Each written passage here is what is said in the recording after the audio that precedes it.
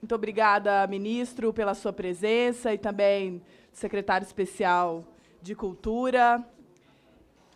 Mas eu preciso registrar que eu fico admirada de ver que, diante de uma crise generalizada na cultura brasileira, o senhor ministro venha fazer uma apresentação que leva o maior tempo para tratar de um ministério desconjuntado, que tratou da fusão de áreas ultra especializadas que deveriam continuar sendo ministérios, e ainda fez apologia a uma política de abstinência na área da política de drogas, uma apologia às comunidades terapêuticas, afirmações estereotipadas e preconceituosas sobre as famílias beneficiárias do Bolsa Família, inclusive afirmações de cunho determinista.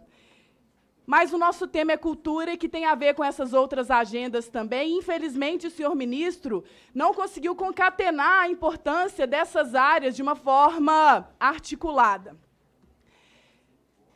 Na próxima audiência, nós vamos tratar aqui dos impactos da Lei Rouanet, entre outras dimensões. Eu teria muitos comentários a fazer sobre a mudança no mecanismo de incentivo. Vários colegas me contemplaram aqui nas suas observações, mas é importante registrar que há uma apologia também, uma notícia falsa, uma fake news apresentada por esse governo, de que há uma transformação no setor cultural a partir dessas mudanças com a instrução normativa na Lei Rouanet, que é um apelido, né?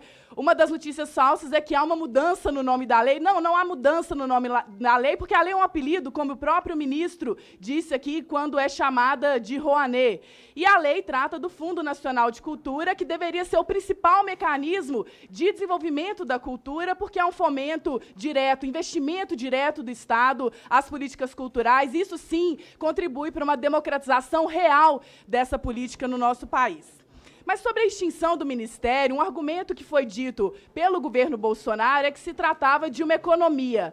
Qual é essa economia, ministro? Que tanto representa de economia a fusão desses 3 ministérios no desconjuntado Ministério da Cidadania? Foram realizados estudos de impacto para a compreensão dos efeitos da extinção do MINC e a consequente transformação do Ministério em uma secretaria especial? Se sim, esses documentos serão disponibilizados aqui para esta comissão?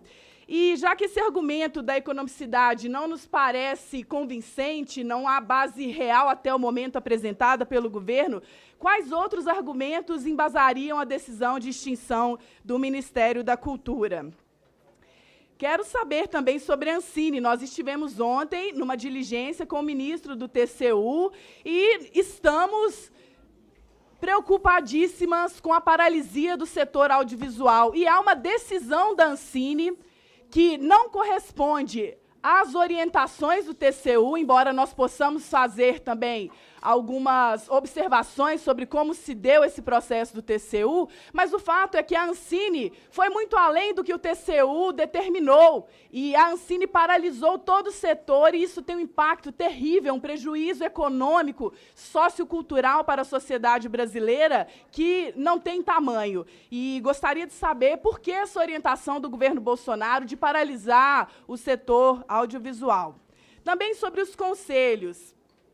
Como e quando serão recompostos os conselhos que estão ligados à política cultural? Os conselhos criados por lei, por sorte, não foram extintos no decreto absurdo do governo Bolsonaro, que antes de perguntar quais conselhos são importantes, relevantes, numa canetada, destrói a política de participação social. Mas na cultura nós temos conselhos criados por lei e que não foram extintos. E quando que eles serão recompostos, estarão em pleno funcionamento para que nós tenhamos o exercício pleno da democracia participativa no nosso país?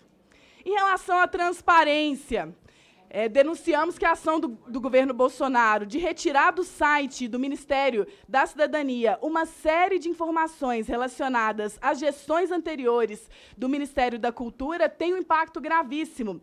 Por que esses conteúdos foram retirados do site oficial do Ministério da Cidadania? E quando eles voltarão a ser disponibilizados para a população? Em relação ao patrimônio cultural, em recente reportagem do jornal O Tempo de Minas Gerais, o ministro do Turismo, Marcelo Álvaro Antônio, tratou de um novo programa de exploração comercial e turística do patrimônio cultural nacional, com a adoção de medidas como a transformação de antigos fortes em resorts e de uma possível mudança no IPHAN para o Ministério do Turismo. Eu faço questão de ler um trecho da matéria do jornal O Tempo, que foi veiculado no dia 13 de abril.